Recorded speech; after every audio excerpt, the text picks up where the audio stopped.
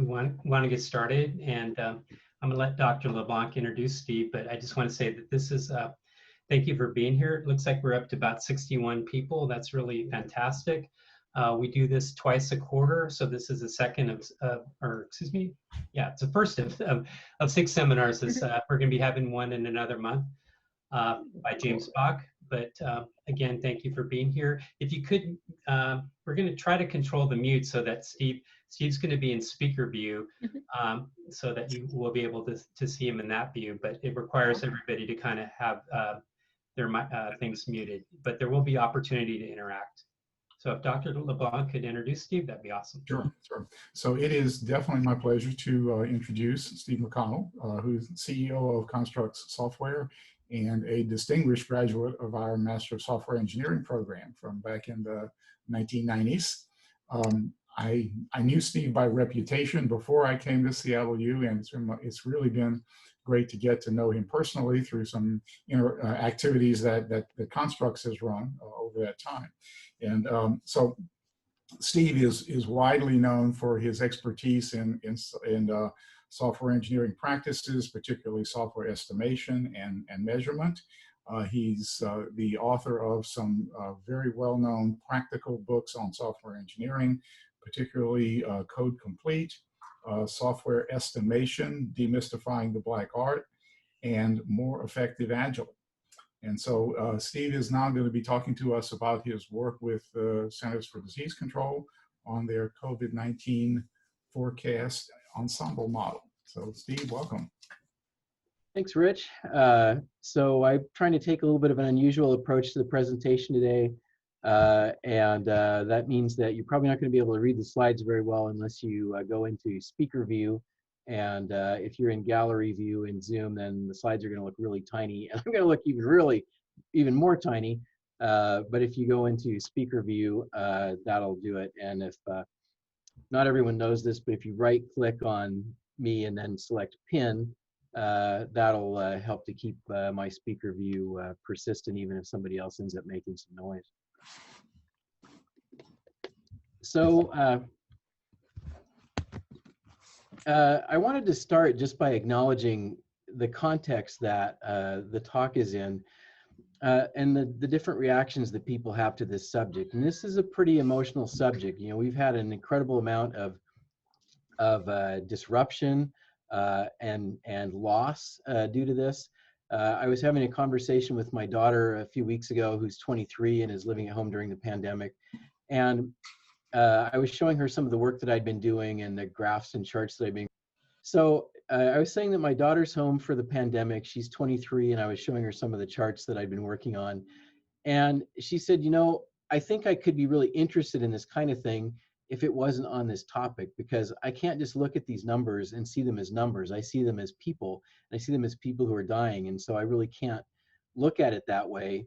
Otherwise I would like it. And so I just want to acknowledge that that is a common reaction, and I'm not wired the same way my daughter is. To me, I am able to look at it as numbers, and beyond that, I think trying to understand the numbers and the data actually is comforting to me. I tend to deal with stressful situations through trying to understand them, and so that's kind of how I got into this topic in the first part. Or to try to diffuse a little bit of the emotion and the politics on this subject. My ancillary goal is to convince you to ignore the IHME forecasts, which I think are way off base and have caused a lot of unnecessary anxiety. I definitely have a goal of demystifying forecasting and differentiate it between what some groups are doing, which I would characterize more as speculation.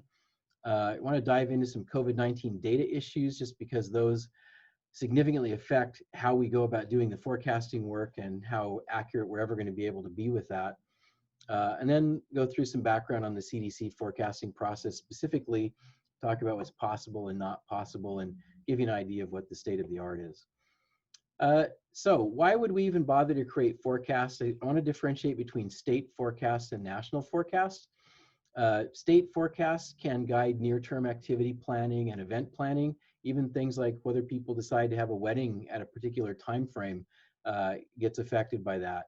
It also gives us the ability to anticipate regional surges, and we've certainly seen that. Early in the pandemic, we were talking about flattening the curve and really concerned about individual regions being overwhelmed.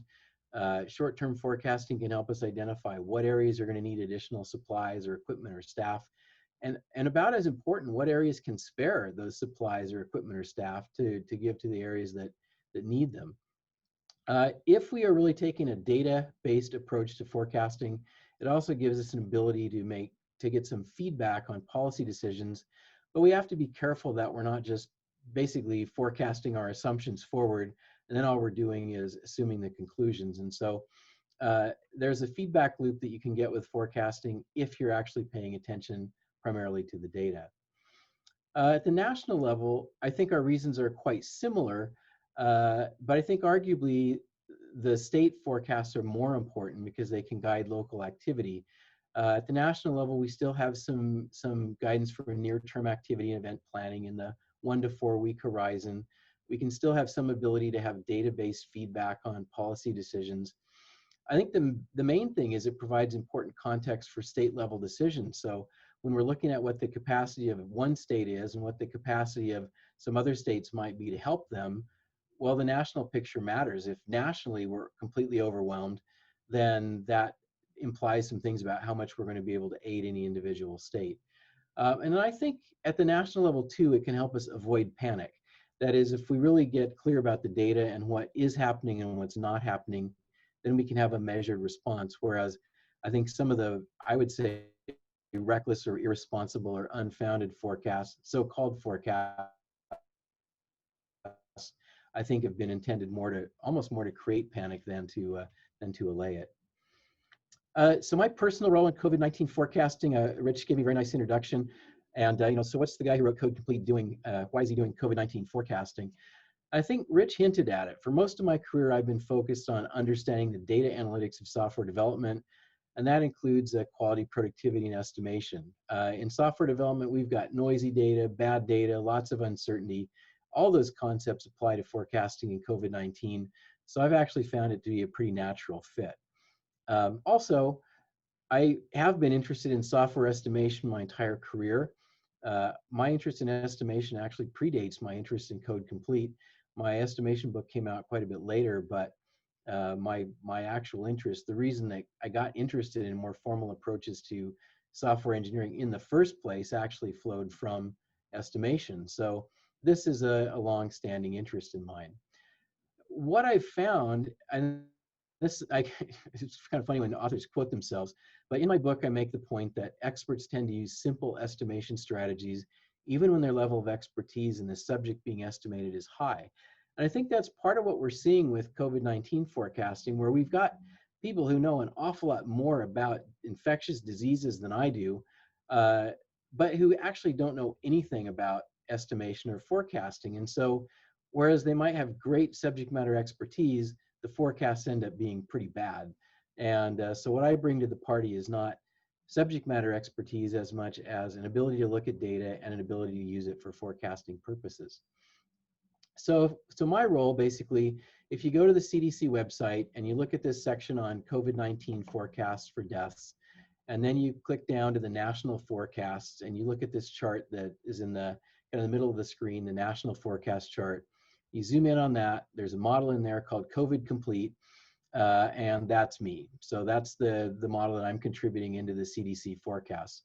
And this highlighted line is my forecast for the week that began a week ago Monday. So this is a week out of date at this point. So why did I get involved? I think originally I got involved because it really bugs me when people are playing games with the data. It's not really a rational response. It bothers me. And I don't like it when people are trying to manipulate me through manipulating data. And I felt like that was what was happening.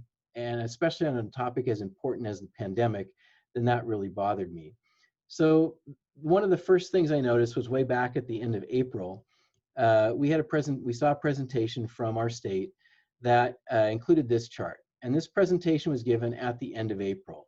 And the more I looked at this chart, the more annoyed I got, because I was first of all looking at it saying, okay, here's the end of April.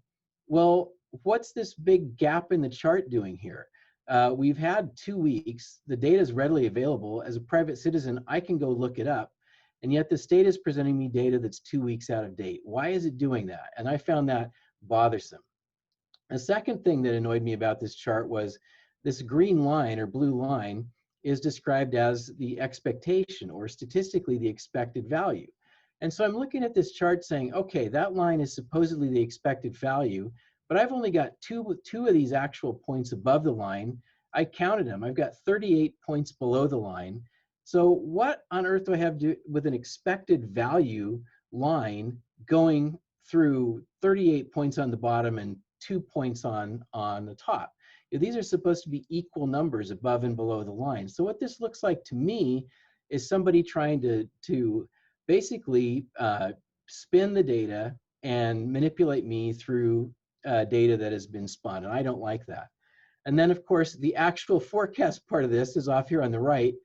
And when we get to the actual forecast, which is not very far after the date that this data is presented, which is the right dashed line, it basically says the numbers could go way up, they could go way down, or they could stay the same. Well, I actually don't need any math for somebody to tell me that. I mean, that's basically contentless in terms of a forecast, but that's what is being presented. So that was one of the things that got me started. And this is, I think, representative of much of the information that was being presented early in the pandemic, where all the data had agendas attached to it. And I just wanted to know, what is the actual data without the agenda? Data first, and then we can talk about the agenda. But first, I want to know what the data is. And unfortunately, this has continued up to the present time. So at the beginning of September, we had IHME come out with a forecast, and this report's from September 6th, where they claimed we were going to have 410,000 total US deaths by January 1st. So that's more than 200,000 additional deaths from when they made their forecast. And this is described in the media as a key coronavirus forecast. So it's not just a forecast that you could feel free to ignore. It's described as a key forecast.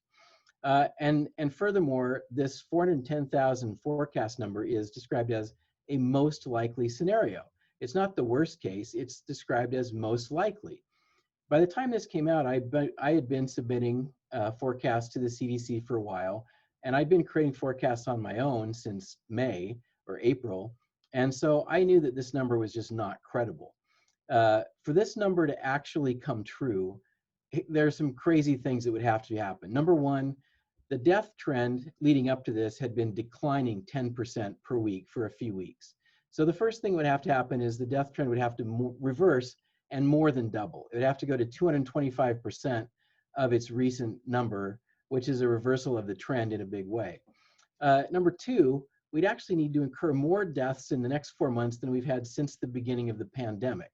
So that seems pretty unlikely. Number three, we need to average 1,800 deaths per day for 115 days in a row, which is 100 more days than we've had that many deaths so far. So basically, we have to set a new record every day between now and January 1st. And finally, while all this is happening and the sky is falling and we're setting new records, no one can actually take any corrective action to make this change because we've got to maintain this level for 115 days in a row. And so I'd make a couple observations about this. Number one, this is not going to happen. It's just unlikely. Number two, the forecast is completely out of touch with the data that's actually available to support it. And number three, even if it happens, if there's some remote chance that it does happen, there's no way that you can characterize it as most likely. It's not most likely. At most, it's an edge case and not something we should spend a lot of time worrying about it. And in fact, that's how it worked out. So this forecast was published, reported on September 6th. If you look at the lavender bar here, that shaded area is IHME's 95% prediction interval. So 95% of outcomes are supposed to fall within that interval. And by 2 weeks later, September 20th, the yellow line, which is the reality line, what actually happened, it was already outside their 95% prediction interval line. So it only took 2 weeks to disprove this forecast that was intended to be a 4-month forecast. And I think this is another example of an organization basically trying to accomplish some agenda by presenting something they're claiming is data, and it's just not. It's an agenda masquerading as data, and that bugs me. So I want to see what the real forecast is, not what somebody's trying to use to manipulate me. So just for reference, of the organizations that, or the teams that have been submitting forecasts into the CDC, I'll get into more detail on this later in the talk, but just to give you an idea of where IHME fits in this, for this same period, the best model had an error of 0.2%. So accurate forecasts actually are really possible. The model of record for the CDC, which is the Ensemble model, had an error of 8.2%. And then IHME was actually 27th out of the 33 models. They had an error of 31%. So this is just not a credible estimation model, despite the fact that it gets a ton of media attention. All right, my model, not the best for the record, had an error of 8.2%. So, and actually I think I typed this in wrong because the Ensemble model was better than mine. I think they were actually 6%, so that's an error on the slide. Okay, so to summarize, I got involved because I just wanted to know what was going on with the pandemic without all the spin. I really just wanted to see what the data was saying, and then we can decide what to do about it after we understand what the data is really saying. So let's turn now to the question of what is forecasting, and really what I want to do here is draw a distinction between forecasting and speculation, because I think we're seeing these in media reports treated interchangeably, and certainly not all descriptions of possible futures are the same. Some are genuine forecasts, some are more just speculation. We saw something in the middle of September that I think is actually kind of extraordinary, which is that the group that puts together the CDC Ensemble model is run out of a place called Reich Labs at University of Massachusetts Amherst, and the head of Reich Labs is Nicholas Reich. And so in the middle of September, what we saw was that Nick Reich and Caitlin Rivers published an article in the Washington Post that was overtly critical of the IHME, one of the forecast teams submitting forecasts into the Ensemble model.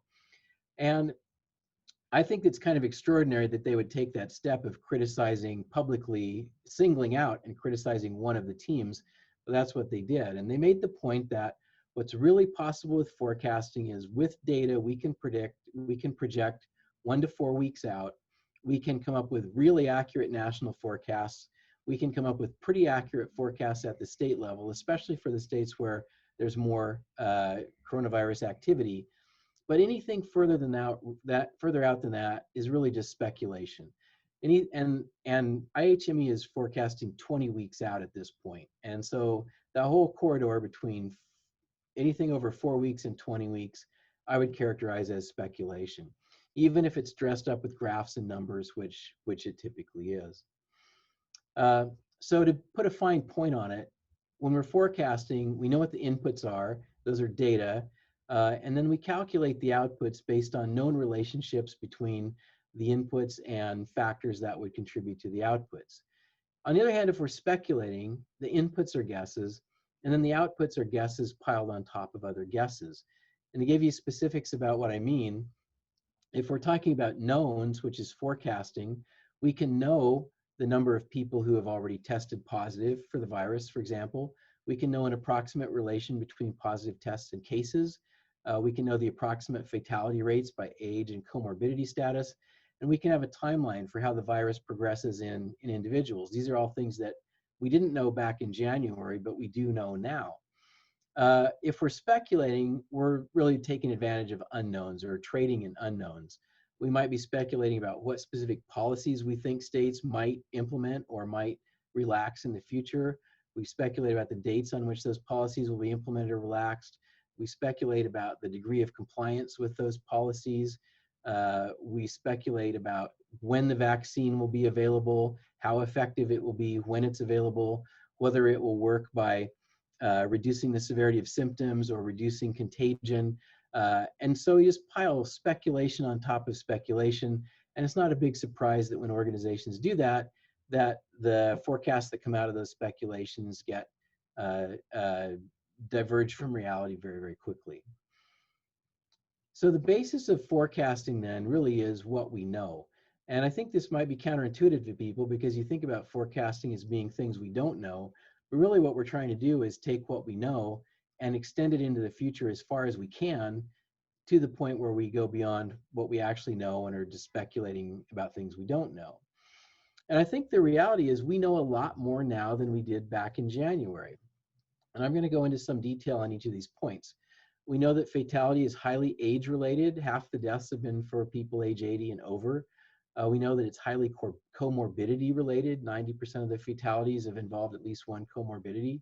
The most frequently cited number is 94%. A lot more people are infected than have tested positive. Early in the pandemic, we had about 10 to 20 people who were actually infected for each one person who tested positive. Now we have about 3 to 5 people who are actually infected for each one person that tests positive. And then we know the timing of the progression or course of the disease. And I'll get into that next because I think that's really a key aspect of forecasting. So in terms of the timing, the way the disease works, based on what we now know, looks kind of like this. An infection happens on day 0. And after a couple of days, the average is thought to be around 2.5, the person becomes contagious. So they're not contagious right away. They get infected. A couple of days later, they become contagious. Now, at some point, they start to show symptoms where the average is about 4.5 days after infection when they start to show symptoms. And somewhere in there, they get tested. Early in the pandemic, people got tested after they showed symptoms, in some cases way after they showed symptoms. You know, the end game here is to try to get people tested before they show symptoms. So that's what contact tracing is all about, is getting them tested way back on like day 1 or early in day 2 before they're even contagious, based on the fact that we know they've come in contact with an infected person. But so far in the pandemic, we're still mostly testing people after they are contagious and maybe after they start to show symptoms. Now, at some point in here, contagiousness ends, and that's typically on the order of 11 days after they get infected. And the relationship, that arrow was supposed to show up later, but anyway, and on about day 18, if they're going to die, they die, unfortunately. And if they don't, then on about day 21, they have developed antibodies, and then they proceed with recovery. So we know that this is kind of the typical timeline that the disease follows. Of course, there's variability in all of this. People don't actually become contagious 2.3 days after they become infected, and they don't show symptoms exactly 4.5 days. There's some probability distribution around all of this. But for forecasting purposes, for statistical purposes, if we know where the center of the distributions are, which is what I've been talking about, that's really useful data to have to make a basis, form a basis for your forecast. We also can draw some inferences that are helpful in forecasting. Like, we know that the period from infection to death averages about 18 days. And that's a really useful thing to know if we're forecasting when the disease is going to become serious and people are going to die. We know that the period from infection to antibodies averages about 21 days. That can be really useful for making use of tests having to do with antibodies and testing how many people actually have developed antibodies and what does that mean in terms of when they actually got infected. We also know that contagiousness lasts about 9 days. The range is more like 7 to 9 days. And we know that the period from test to death has been about 12 to 14 days. And the interesting thing about this is, early in the pandemic, my modeling showed it was 12 days. But as we've gotten better at testing, we've actually pushed testing to the left, that is earlier. And so it's now closer to 14 days. And it could actually end up being more than 14 days if we get good enough at speeding up when testing occurs. And then we know the period from test to antibodies is about 16 days, just to complete the relationships here. So the other thing I need to mention is that this is as much about reporting dates as it is about the actual progression of the disease. We don't really know when people actually tested positive. What we know is when their positive test result was reported into a database. Same thing for death. We don't necessarily know exactly when they died. We know when their death was reported. Now, we can go look up any given individual, but for forecasting purposes, we're not going to do that. We're going to take advantage of what the data looks like, and the data is about when the reporting occurs, at least as much as when it's about when these things actually happen. And that becomes pretty significant for reasons I'll get into in a few minutes. All right, so I've talked about the progression of the disease and the timing and the number of days various things take. What does all that have to do with forecasting? Well, for my method, basically, we can take the number of people who have tested positive on a certain date. We can apply what we've learned about the ratio of positive tests to deaths, and then we can forecast that number 14 days ahead. So 14 days might not seem like a lot, but if you think about it, if we know where there's going to be a lot of really severe illnesses and death 14 days ahead, that gives us the ability to move PPE around to the areas that need it, potentially to move equipment around like ventilators to the areas that need it, potentially to move even staff, emergency or medical personnel, ICU nurses and so on, to the areas that need it. So 14 days is actually a pretty solid amount of time to make some decisions about what areas are going to need more support.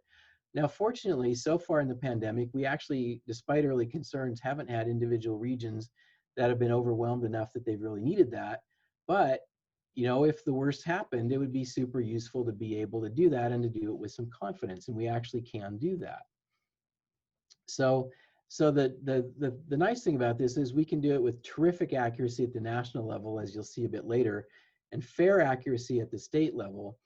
And then we also have the reality that basically things don't change that quickly with this virus. We didn't know that in January, but we do know it now, that whatever happens over the next 14 days, the 14 days after that are going to look a lot like the first 14 days. And so Rich asked me to try to work in a software engineering comment or two. In Agile, we've got this notion of yesterday's weather. And that actually applies really strongly to this kind of forecasting, where if you take teams' forecasts for the preceding, for the next 14 days, a lot of times if you just project whatever happened the last 14 days, forward 14 days, that, and I refer to that as the baseline forecast, and other modeling teams do too, that baseline forecast outperforms roughly half the teams in any given forecast period. So simply taking yesterday's weather actually is a meaningful forecasting approach and does better than a lot of the teams do. All right.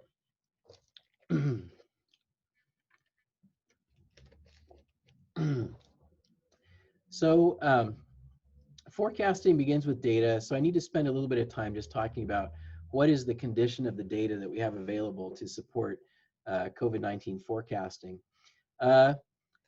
This picture is basically of a pile of junk, and that's deliberate. That's one depiction of the data that we have to work with. A lot of it's junk.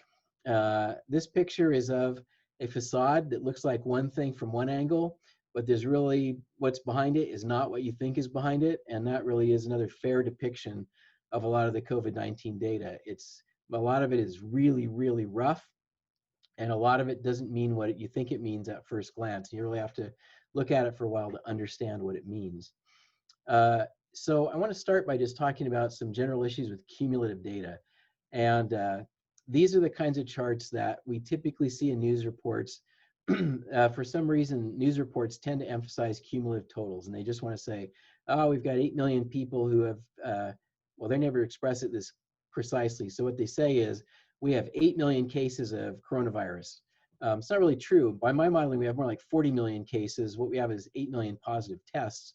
But they show the cumulative numbers, and they show the cumulative death numbers, and then I think the purpose of that is basically to drum up emotion and fear. But if you look at this chart, which I captured today from Bing, if you look at the yellow line and the green line, those start to give you a hint about some of the issues we have with the data that's reported, which is we routinely have just massive corrections to the data that are correcting significant errors that got put in earlier. And that's just been practically certainly a weekly occurrence, but often a daily occurrence in some state or other. I think charts like this or graphics like this, the famous Johns Hopkins coronavirus dashboard, it basically look at it and says the whole world's on fire. Certainly all of the US is on fire. And again, this might be useful for drumming up emotion. It's not very useful from a data communication point of view. More recently, Johns Hopkins switched to a county level view. I think this is a huge improvement. Their default view used to be the world on fire view. Now it's the county level view. And I think this really is much better than what they were doing before. So cumulative data, I think, is a really, really limited use for analysis purposes. Incremental data, meaning what's happened today or on a day-by-day basis, is a lot more meaningful than the cumulative data. But once we turn that rock over, a different set of bugs crawl out from under that rock. So this is a chart from my website that gives the positive tests and deaths as of yesterday. And on the way I present these graphs, the bigger axis, which is the blue one, is always scaled to be 10 times the smaller axis. So the positive tests, the number is 10 times versus whatever the deaths are. So when you look at the ratio here between tests and deaths, it looks like there are a lot more tests than there are deaths, but really it's 10 times that ratio. So it's a way higher ratio than it looks. But the reason I draw the chart this way is it makes it easy to see some relationships between tests and deaths over time. And when I say tests, I mean positive tests. And also when you look at these charts state by state, you see some really interesting differences in the patterns, which we're not going to get into today. But anyway, this is where I wanted to start. So these are the daily numbers for the red shows the deaths and the blue shows the positive tests. So issue number one is that the data comes from the states, and it's pretty routine in the states to not report data on Sundays. And so if you look, say, at the deaths line, we've got this very periodic gap in the data that happens week after week, where most states don't report data on Sundays. And so what happens is they underreport data on Sundays and Mondays, and then they overreport on Tuesdays and Wednesdays. And so when I showed the picture of that facade a couple minutes ago and said the data doesn't mean what you think it means, it actually doesn't mean what you think it means. And so like one of the things that's happened is not only do states not report on Sundays, if you have a holiday weekend like July 4th or Memorial Day or Labor Day, you get 3 days of not reporting instead of 2. And then when they over-report following that, then there's a news report that says, oh, we just hit some new record. We didn't hit a new record. We just reported 3 days in 1 day instead of 2 days in 1 day. It's not the same thing. So here's just for your record, and I will make the slides available if anyone wants them, but this just shows my data on what the average report is per day as a percentage of whatever the trend line is for that period. So Sunday and Monday, we're reporting about 57% and 54% of deaths. And then we correct for that on Tuesday, Wednesday, and Thursday by over-reporting. And this is just a weekly cycle. And that doesn't mean any given Sunday or Monday it matches that exactly. It just means that's how it's averaged out over the course of the pandemic. These numbers are actually from June 1st onward. So we can get rid of issue number one by smoothing the data. And I do that on a 7-day basis for reasons I won't get into today. It has to be a multiple of 7 days. I mean, actually, I can summarize it. Because of the weekly cycle, it has to be a multiple of 7 days, because otherwise you're capturing, 2 Sundays, or you're only capturing the high part of the week instead of the low part of the week. So it needs to be on a 7-day interval. So that issue number one we can get rid of through smoothing. That is the weekly cycle. Issue number two is we've got tons of spikes in the state level data. So here's New York. New York reported almost 1,000 deaths in 1 day. Did 1,000 people actually die that day? No. New York just decided that there were 1,000 people that they probably should have counted as dying from coronavirus earlier, and so they dumped them all into the data pool in 1 day. Same thing with these big spikes in positive tests, where they just didn't get those included before, and so they included them in a very short period instead.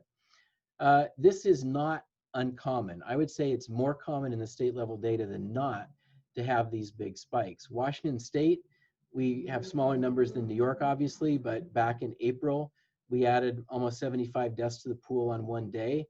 It's not because a whole bunch of people died that day. It's just because we decided we needed to add that data in. If you look here at this little spot down here, we had just a gap in the data toward the end of the summer. I don't know if that was like people were on vacation or what, I'm not sure, but then we kind of overcorrected for it. So we underreport and then we overreport. And that's just been very common throughout this whole pandemic. Pennsylvania, similar kind of pattern. You can see really big death spikes. In this case, I think there were people dying there, but they weren't reported on the right days. It was basically like one day a week, they had a big push to get all the records out. And so it made it look like it was happening on days other than what it was. Massachusetts, you can say basically over Memorial Day weekend, they dumped in a huge pile of positive tests, and they also dumped in a whole bunch of deaths on one day. So anyway, this pattern has repeated over and over and over again. I am showing you the examples that states didn't go back and correct. So like New Jersey, for example, dumped in 1,500 deaths on one day, but eventually they went back and corrected it, so it doesn't show up on the graph anymore. But for a couple of months, that was really problematic because we had these, like in my case, I had to do a bunch of data smoothing specific to New Jersey, and 1,500 deaths is big enough that it moves the needle at the national level, not just at the New Jersey level. So it needed to be addressed. California's been pretty good. And the reason I mentioned California here is just to say, even the states that are doing a pretty good job of this still show that weekly cycle. So if you look down at the red line and you look at the kind of rhythmic pattern to the highs and lows and the red lines, even a state that's doing a good job of data reporting like California is still on that weekly cycle. And so we still have to account for that. So state level data smoothing, you might think, I would normally think that raw data is more accurate than smooth data, but because of some understandable issues like this 7-day cyclical aspect to the data, it turns out that the smooth data in this case is actually more accurate than the non-smooth data. And by the same reasoning, weekly data ends up being more accurate than daily data, just because even with smoothing, sometimes we end up with some issues in the daily data. And that helps, but it doesn't change the fact that there are still weird spikes in the data. I don't remember if I actually have New York. I think I have New York on a later chart here with the smooth version of the data. So I'll call attention to that spike when we get there. So, we've basically talked now about the issues with the daily data, how we can get rid of or address the fact that we've got the Sunday, Monday reporting issue, and we've also got data spikes and corrections that we need to account for. Other ways that we can account for this are to do running averages, which I've kind of talked about through smoothing, and then deltas are another interesting way to address that. So here's running averages, and here's New York. Okay, so I do have this slide in here. So if you look at the about 2/3 of the way to the left, you see a little hump in the red death numbers. And that data point I showed you before of New York dumping 1,000 deaths in on one day, it's clearly smoothed out some, but it doesn't go away 100%, at least not the way that I'm doing the smoothing. Now, somebody else might go through and smooth it over a longer period. I'm just smoothing it over a rolling 7-day period. And you can see the same thing happen a couple other times. This curve certainly looks a lot smoother than the raw data, but it's not 100% even. So one of the charts I like to look at is this one, which is a little bit of an odd format. But what this does is it takes the delta between the most recent 7-day average and the 7-day average prior to that on a daily basis. And so it's averages days 1 through 7 with days 8 through 14 and compares those and shows you the delta. And essentially, for the math folks in the audience, you could think of this as being like the second derivative. It essentially shows you whether the positive tests are, the rate at which positive tests are increasing or decreasing. So red means the rate is that the positive tests are increasing. A lot of red means they're increasing really quickly. Green means they're decreasing. A lot of green means they're decreasing really quickly. You can see out on the right that the we've kind of been bopping around the center line for a couple weeks, and we've moved into a period where it's actually starting to increase a little bit more significantly. Another way that we can do data smoothing is by looking at logarithmic data.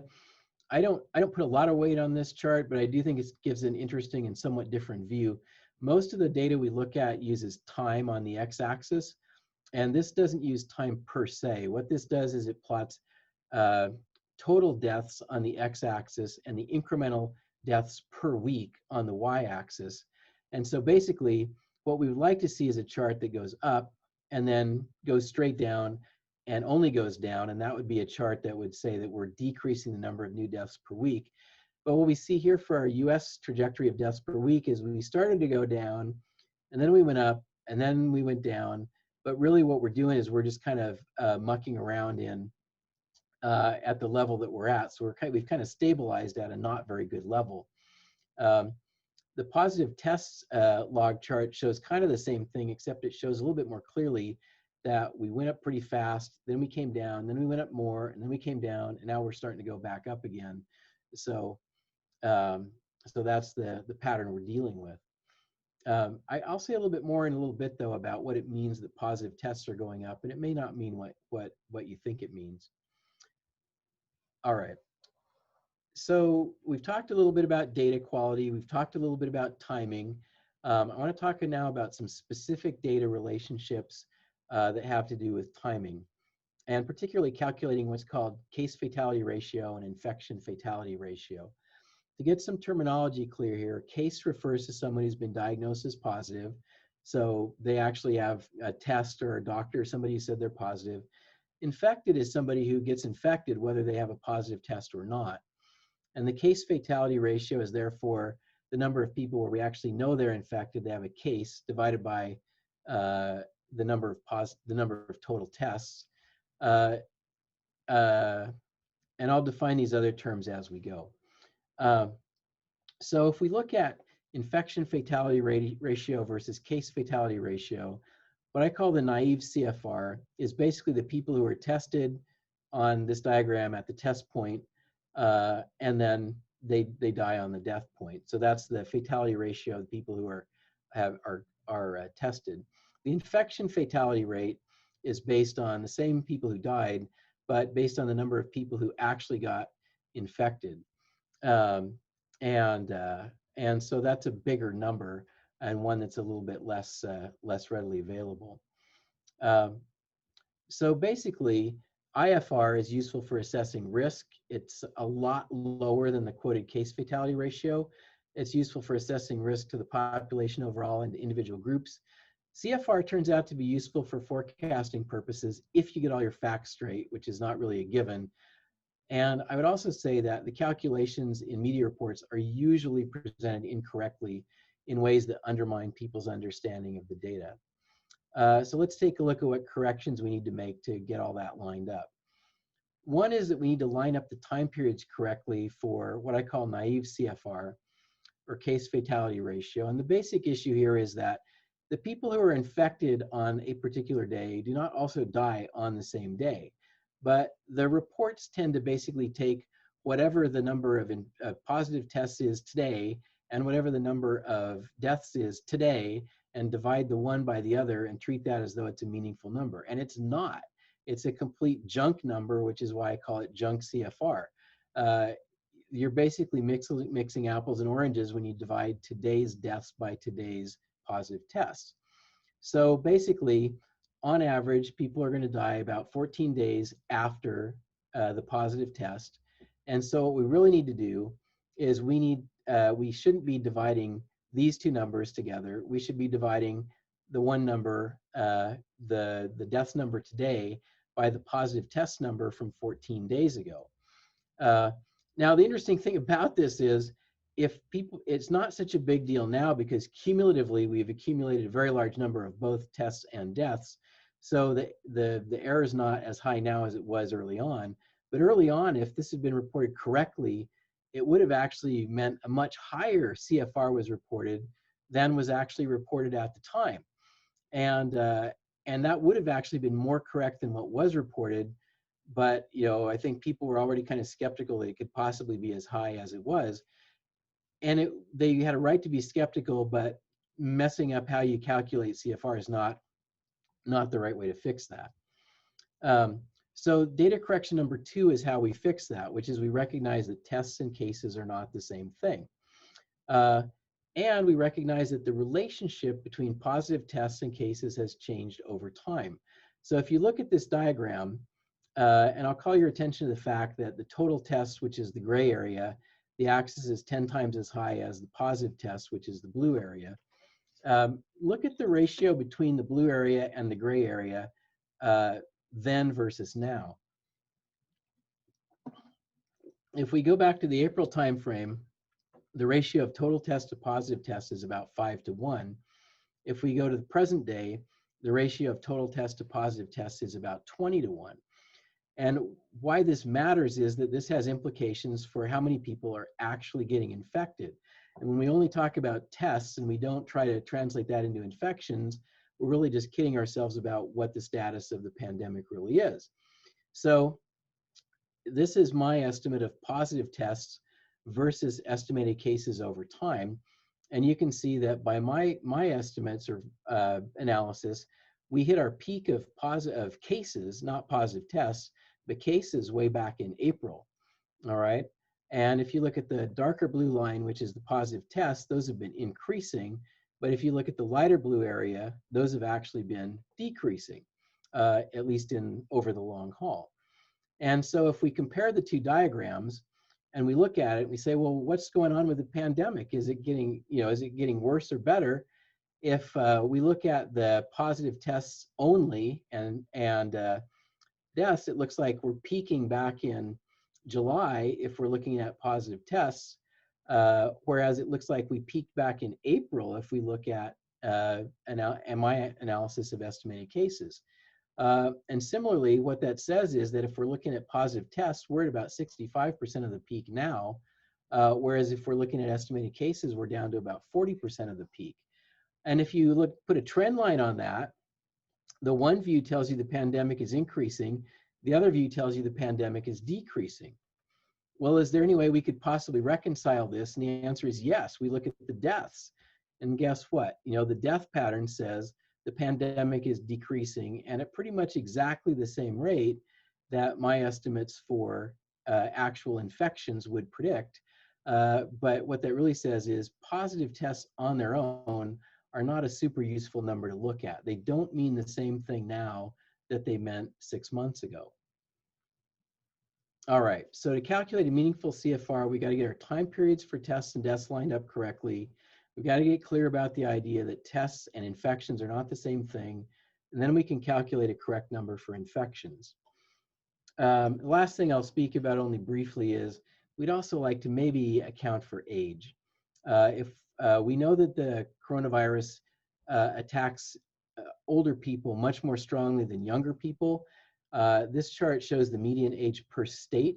And in the US, Maine has the oldest average population at almost 45 years old. Utah has the youngest average population at about 31 years old.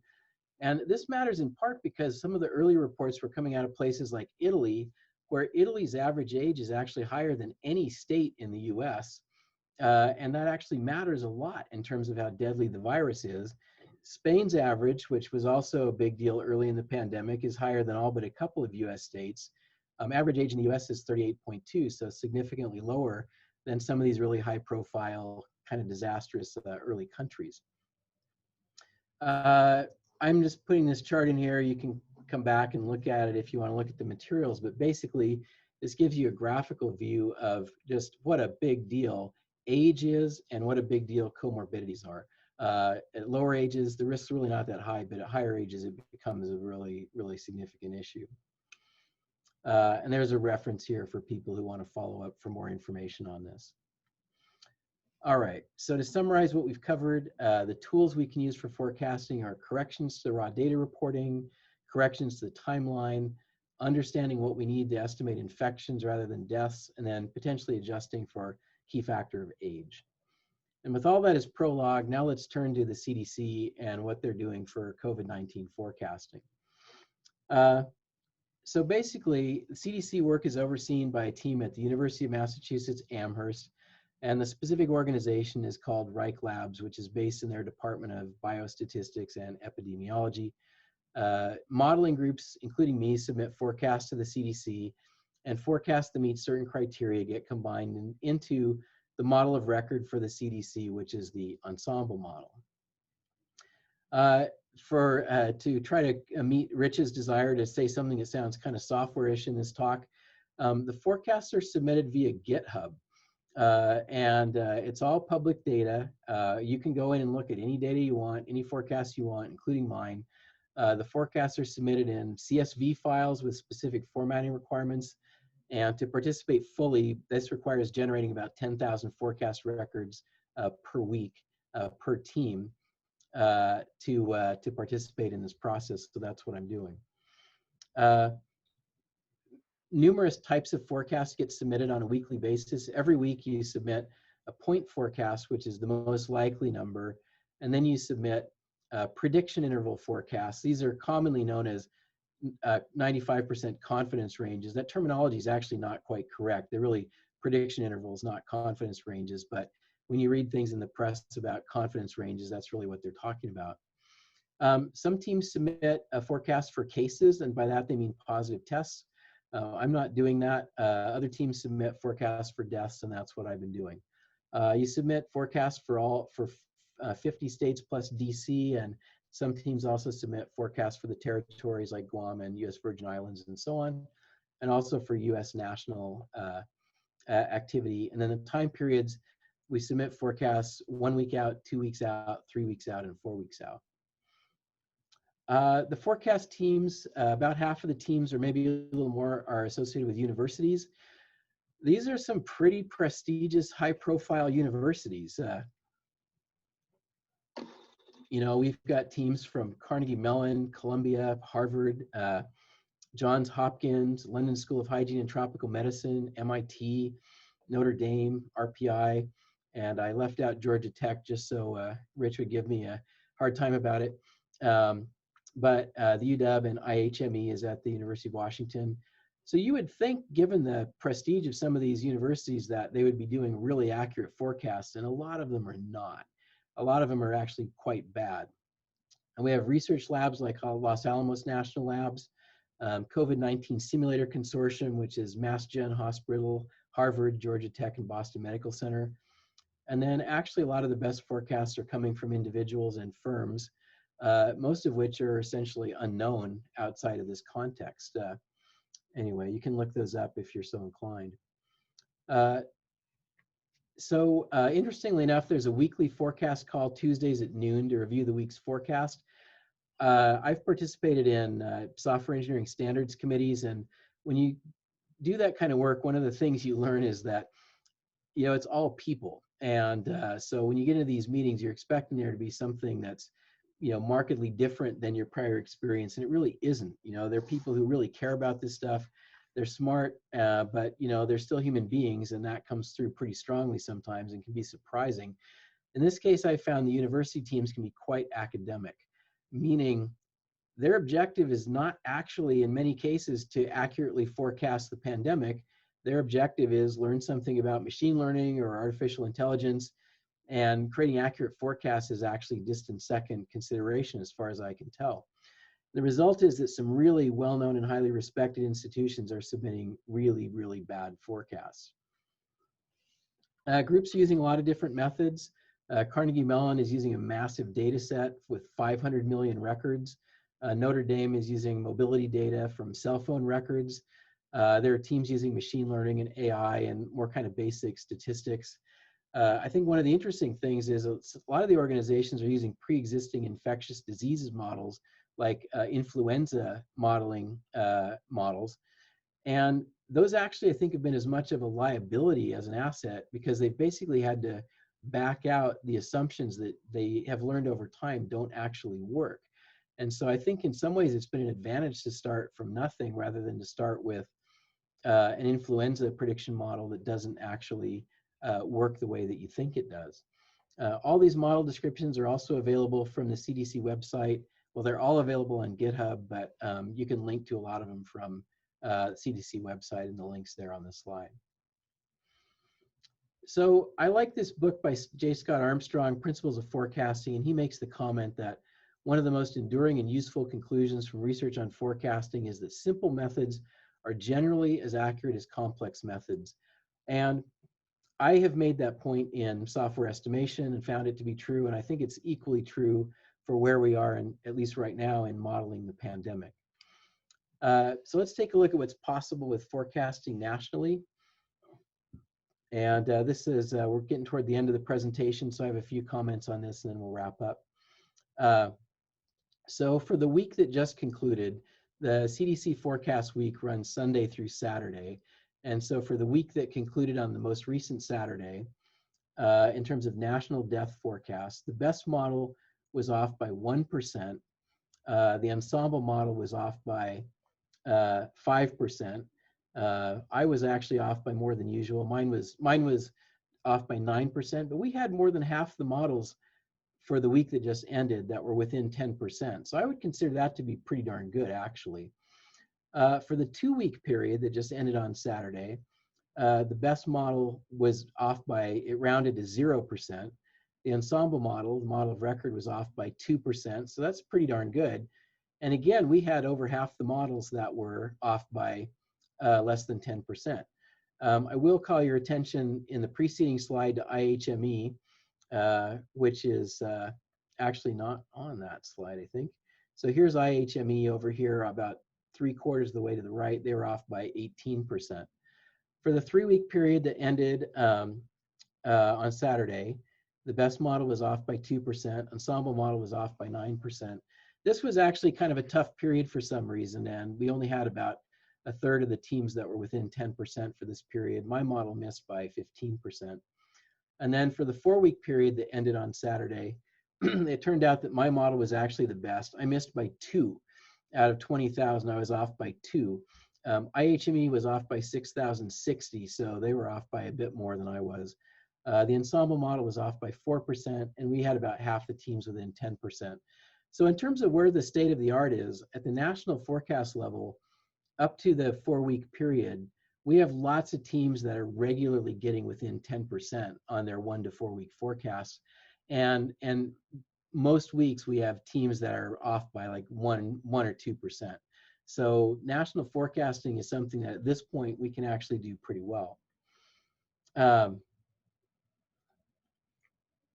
So week by week you get one view of how the models do. If we do a longer term view of it, this represents accuracy from fatality forecast from August 3rd to September 28th.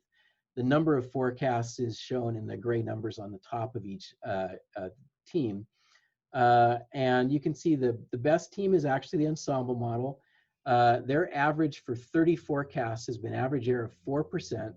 They've had 93% of their forecasts have been within 10%. So, you know, the accuracy here is pretty good and pretty consistent and pretty reliable. I haven't been doing this as long as they have. I've had 18 forecasts. My average error is 6%. 83% of my forecasts have been within 10%. And IHME, last comment I'll make about them, is their average error has been 20%. Only 17% of their forecasts have been within 10%. I beat up on IHME a little bit just because I think that they get a lot more attention than they deserve in the media, and they really aren't that good at forecasting. And so I hope that from this point forward, you'll ignore them. I will say that national forecasts have improved markedly since July. If we go back and look at the same analysis, so here's the 4-week period that ended the beginning of August, there was only one model within 10%. And so that was a combination, I think, of a rough period to forecast, and the models really weren't fine-tuned that much yet. So July was tough, but August and September have been markedly better. If we look at the same sort of longitudinal view that I just showed you, the best model averaged 16% error. It only had 31% of forecasts within 10%, so way less accurate than the models have been performing since then. And the Ensemble model had an average error of 23%, which is a lot worse than what it's done recently. So you can look at more national forecast evaluations on my website, stevemcconnell.com/COVID. At the state level, I'll just say that the number of total tests, positive tests, cases, and deaths are smaller, and the data is rougher, and we don't have a chance for like different kinds of anomalies to cancel each other out to some degree like we do at the national level. So the models tend to do better on the states with bigger numbers like Texas, Arizona, Florida, California, and so on. And it's unfortunate because we could argue that forecasting is arguably more important at the state level than at the national level. So just to give you a few examples here.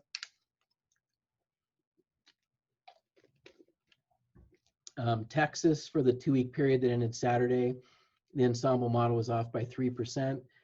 Several models were within 10%, so pretty good forecasting in Texas. California, the Ensemble model was off by 1%. Again, lots of models were within 10% on California. Florida, which also had big numbers, the Ensemble model was just happened to miss on that one by quite a bit. They're off by 16%, but there were quite a few models that were within 10% on Florida that week.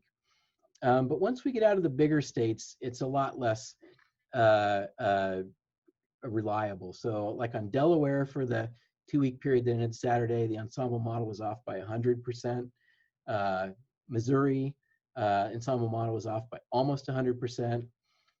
North Dakota, the Ensemble model was off by more than 100%. So we don't have the same kind of reliability at the state level that we do at the national level. So this kind of gives the big picture view of how the Ensemble model did for the most recent 1-week period. And you can see the red actual deaths versus the blue circles for the forecast are pretty close in most cases. And the idea that last week the Ensemble model got to within 25% of actual about half the time, 53% of the time. I think that's a useful accuracy standard for this kind of forecast. How often do they get within 25% of actual? And I guess my belief is that if we can get pretty close, then that's good enough to make decisions about, is somebody going to need support or are they not going to need support, or that kind of thing. This is a scatter plot that shows the Ensemble model's performance for that 1-week period. This is arranged by number of deaths from left to right. And this is actually a pretty tight cluster of points. This is one of the better weeks, actually. But in general, what you see is that the models do better with higher numbers of deaths. And so you see kind of a cone shape where the wider part of the cone is on the left and the narrower part is on the right. You can see more evaluations of these state forecasts on my website, same URL as before. And I also do scorecards. I've started doing those recently that look at how the models are doing more after time. So to summarize, I think accurate forecasts are possible on a 1 to 4 week horizon, more so on the national level than at the state level, but to a large degree at the state level too, especially the bigger states. The national forecasts really were not all that accurate in the early summer, but they've become quite accurate in the late summer and fall. And I think we've seen the most accurate forecasts come from private individuals as often as from universities. I didn't really call out the universities other than IHME, but if you were looking at the labels, you saw some pretty well-known institutions that are not doing as well as you'd expect them to. And the good news here, I think the really good news here, is that the model of record, the CDC's Ensemble model, is consistently among the most accurate forecast models for all forecast periods and all types of forecasts. And so in terms of what we would want to have, that's really what we would want to have. And so I think that's actually pretty good news. I direct you to my COVID-19 spin-free data center. There's some useful links here for those of you who want to get a copy of the slides, and including, I would call your attention to this one halfway down, the CDC Forecast Hub, that actually will give you the forecasts for any or all of the models that you want to look at. And I'll leave that up on the screen here for a minute.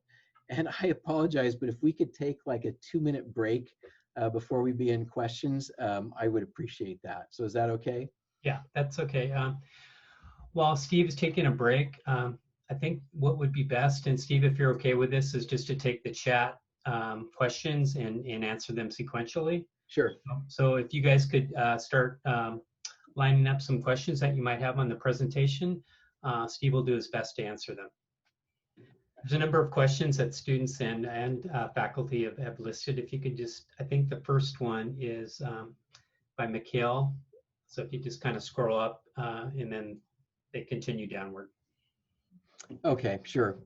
So the question is, do you ever look at percent of positive tests, total tests? Is that useful data to you?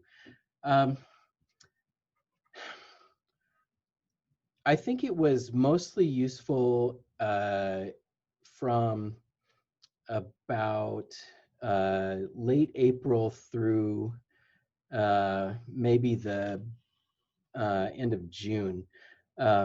There was a period where the amount of testing was just increasing dramatically, and the ratio of people who were who seemed like they were probably infected versus who were getting positive tests was changing pretty quickly. And I think it was useful to look at it during that period. What's happened in more recent times is a couple of things. One is just the availability or the ages of people who get tested has been shifting quite a bit over the course of the pandemic. And we saw for quite a while, for a few months, the average age kept coming down. And there was a super strong correlation between the average age being tested and the case fatality rate, or what I call the naive case fatality rate. But once we got toward the late summer, that ratio really has not, or that relationship has not held as well as it did for a few months. So I guess this is kind of a long-winded way of saying, for a while I thought the positivity was really a useful number to look at. And as time has gone by, I found it to be less and less useful.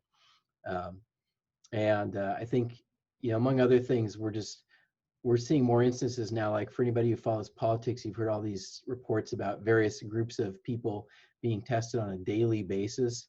So we used to be able to make kind of an assumption that it was almost like a one test, one person assumption, but now you can't really make that assumption anymore because we have certain people who are getting tested frequently.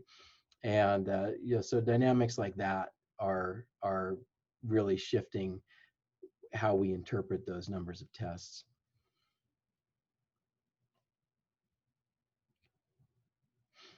All right, this next question I see is, does socioeconomic status affect death infectious cases, or is that data not published?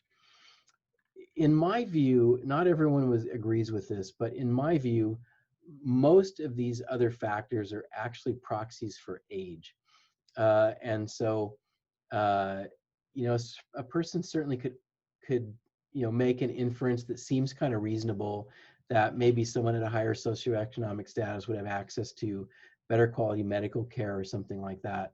I'm not sure that I think the data bears that out. So for example, in Washington State in late April, we had a report from the state that said that it gave the infection rates by ethnicity and the fatality rates. And according to the data that the state published, Hispanic Washingtonians were getting infected at like 2 or 3 times the rate of average.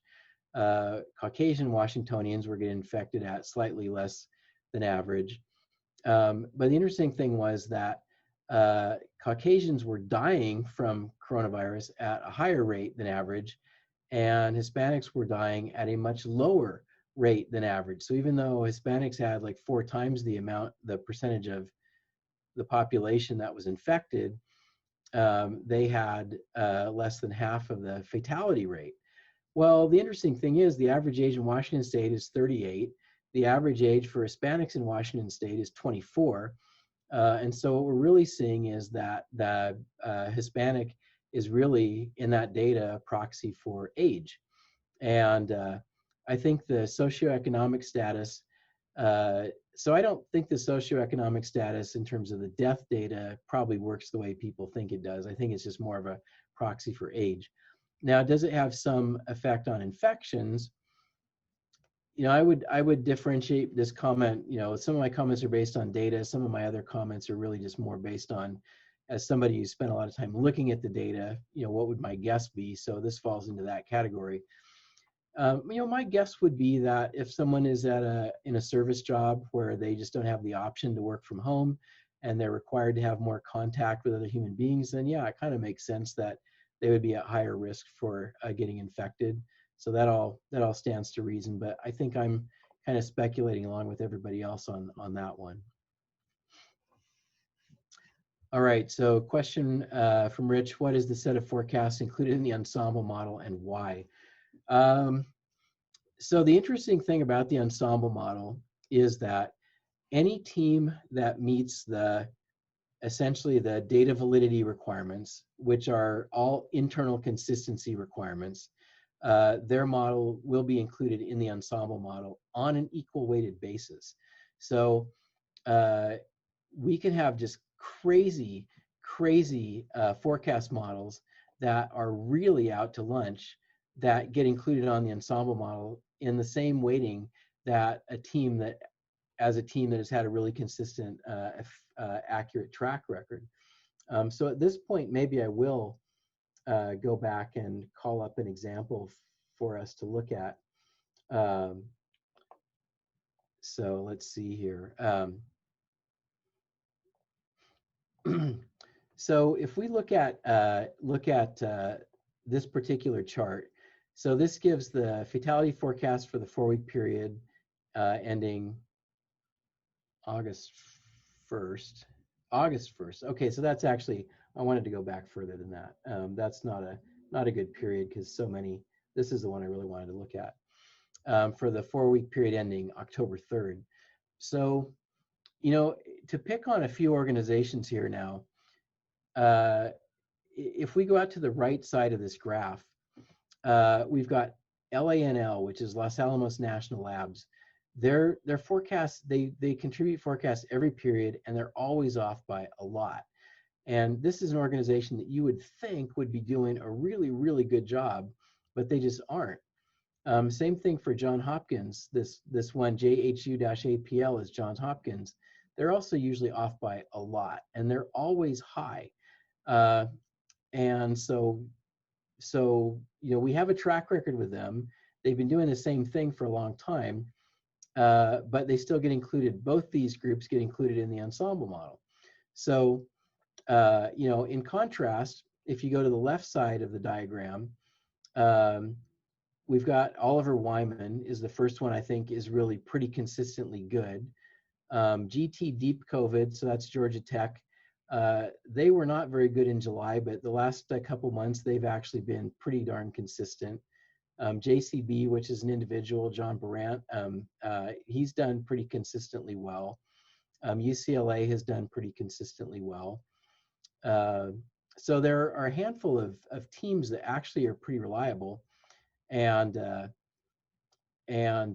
think it's, if I was going to build the Ensemble model, I think I might be trying to factor in some kind of a track record on how the teams do, but that's not what's being done. It's basically just equal weighting everybody whose data passes the formatting checks and the internal consistency checks. Like, you can't estimate, your forecast can't say that you have a 10% chance of 10 deaths and a 50 percentile chance of 4 deaths. You've got to have increasing or equal numbers over your so-called quantile ranges, and there's some other tests like that.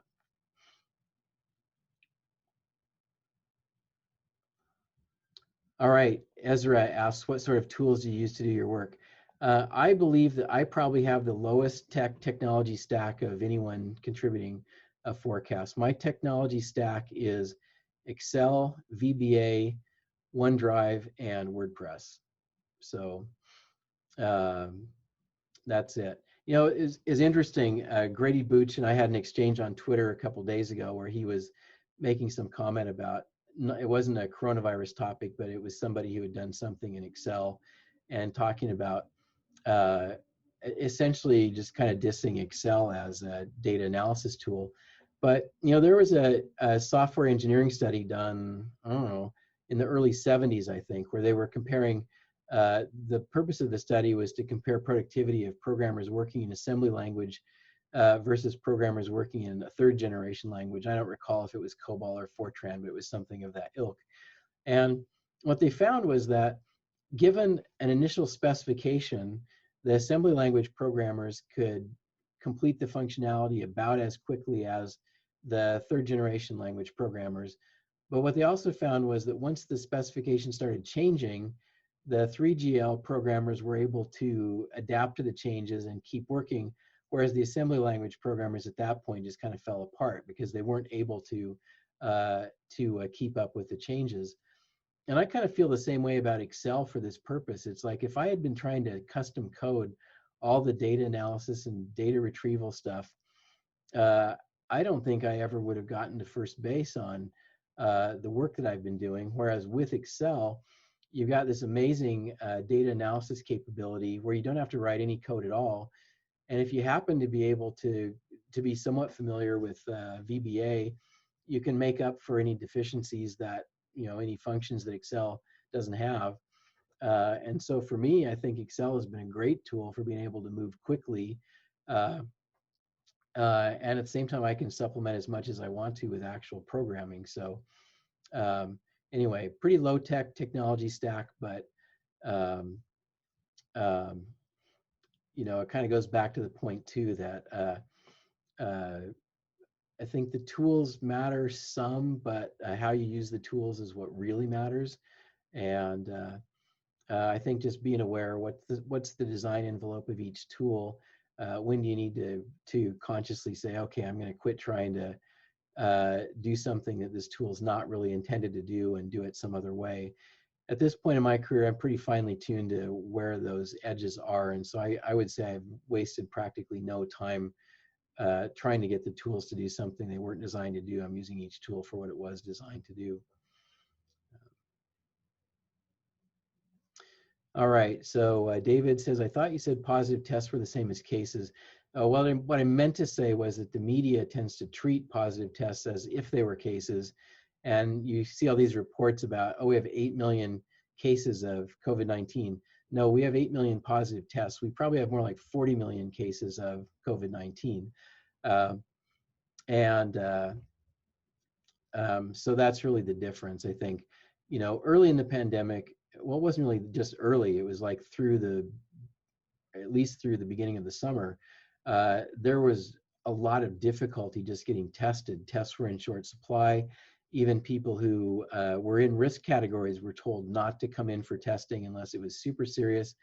City of New York, for example, had for a long time a notice on their website that said, basically, unless you're dying, don't try to get tested for coronavirus. So it kind of shocked me that anybody would think that positive tests were in any way an indication of the number of infections, because, in the hottest area in the country, New York City, the website said, don't come in and get tested if you only have mild to moderate symptoms, only come in if you have severe symptoms. So, just at a intuitive level, it was kind of obvious that there were way more actual infections than there were positive tests. Even here in Washington, my housekeeper, who's an older woman, had pretty significant symptoms, and she was told not to get tested. So, if you were a college-age person or otherwise healthy, there's no way that you were going to get tested for the first several months of the pandemic. So, in the early days, we had way, way, way more infections than positive tests. But I do think that ratio has shifted quite a bit. So, April, May, I think the ratio is 10 to 20 to 1. And now I think it's somewhere in the 3 to 5 to 1 range. So I think that's, definitely been a moving target.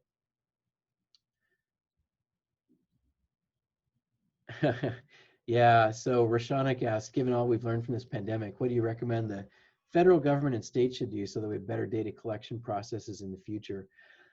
I think this is a really tough question. So the way I kind of got started in all this was that a friend of mine started a Facebook group for COVID-19 data science. And the first rule was no politics. It was basically a way for everybody to participate and just understand the data, and to do it in a way where nobody was allowed to take the step of trying to insert politics into the discussion. That was a super useful and kind of therapeutic group to participate in, because we were able to talk about the pandemic without it immediately becoming emotionally overloaded on a political level. And I think, the data has been a real challenge throughout this whole period. But I also think we got to be a little empathetic about the people who have been providing the data. We've got a lot of people at the state level where there used to be like one person who had this low profile job of providing information on health data. And now all of a sudden they're like almost the highest profile person in the government, because they're the ones who are giving daily reports on the data. They didn't ask to be put into that position, but there they are. The other thing that's happened is that the reporting requests of these organizations are far beyond what they've been asked to report in the past. So we've had states that are doing data systems conversions in the middle of the pandemic so they can try to meet the reporting requirements that are being levied on them. And they're doing that while they're overwhelmed with an unusual amount of data. So they've got a high volume of data and high analysis requests for the data, and the staff is limited, and they're trying to work from home. You know, so it's been kind of a crazy picture. You know, I happened to get to know the woman from Georgia who's the head of the data collection and reporting for Georgia. Her husband's a software guy. And, you know, it's been interesting because they really are doing the best they can in these issues of no data reporting on Sunday or that kind of thing. You know, it's just, there's only so much an individual person can do. And so I think, you know, a lot of the data issues are really more like human issues. We had a discussion in that Facebook data science group where one of the guys was saying, well, why don't we just have like a federal standard and then everybody reports data according to the federal standard? And it's like, well, because that means we've got to change at least 51 state reporting systems to conform to the federal standard, whatever that is. And I think that's probably a pretty good long-term goal, but there's no way we're going to be able to pull that off in the short term, where it would require all the states to modify their systems while they're already overwhelmed in all these other respects. So, you know, so I guess my answer is there's probably something that needs to be done there, and I don't know what it is. I think over a pretty long period of time, like maybe 10-year period or something, we could probably try to set up some sort of like a federal data interchange standard if that doesn't already exist. You know, my mind in this sort of question turns to standards, not to trying to make everybody use the same system. But, you know, in a lot of ways, the way the Ensemble forecast is created, which really is a data interface standard, is a reasonable model for how that could be set up. There would be more rules around how, you know, not just the formatting of the data, but content of the data. But, you know, I think if you could put an interface standard on it, but not a standard on what people actually have to do to create the data, I think that would be helpful. All right, so what's the benefit of tracking deaths per week versus total deaths? I guess, you know, from an analysis point of view, there's not a huge amount of value in tracking total deaths. In fact, I basically don't use that number in any of the work that I'm doing. You know, I do some things where I track essentially what is the case fatality ratio for the entire pandemic. So I use the total number of deaths for computing that number. And I basically use that as a sanity check to compare it against the week-to-week fluctuations, which sometimes, you know, like Massachusetts a couple weeks ago removed 30,000 negative tests from their data pool.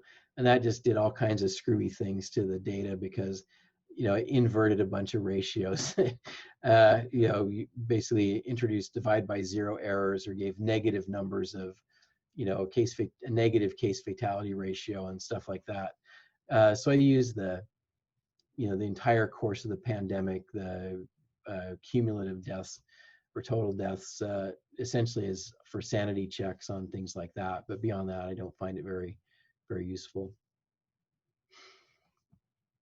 All right, it looks like from the chat, we're going to leave it there. So thanks everybody for your participation. I appreciate the questions and have enjoyed having a chance to chat with you about this topic. I think we'd like to give you a virtual clap if we could. Thank you very much for your time. It was very, very informative, Steve. Thank you.